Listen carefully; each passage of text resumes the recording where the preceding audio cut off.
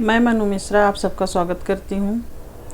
दोस्तों, आज मैं सुनाने जा रही हूँ उठान, जो बच्चा होने के में सोहर गाया जाता है। उसके बाद हमारे यहाँ की प्रथा है कि उठान गाया जाता है।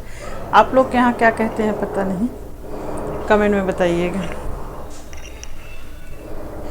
दर्द बेकल जिया मोर हो, कोई दर्दा न जाने। दर्द बेकल जिया मोर हो, कोई दर्दा न जाने। दर्दा तो जाने मम्मी हमारी, दर्दा तो जाने मम्मी हमारी। सासू कजरा कठोर हो, कोई दर्दा न जाने।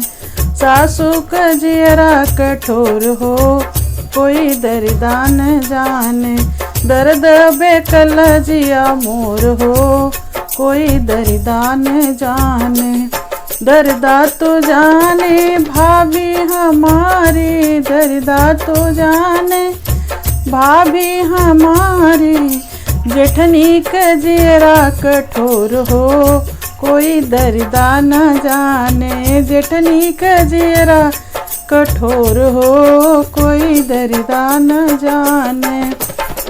दर्दा तो जाने बहिनी हमारी, दर्दा तो जाने बहिनी हमारी। ननदी कजरा कठोर हो, कोई दर्दा न जाने। ननदी कजरा कठोर हो, कोई दर्दा न जाने।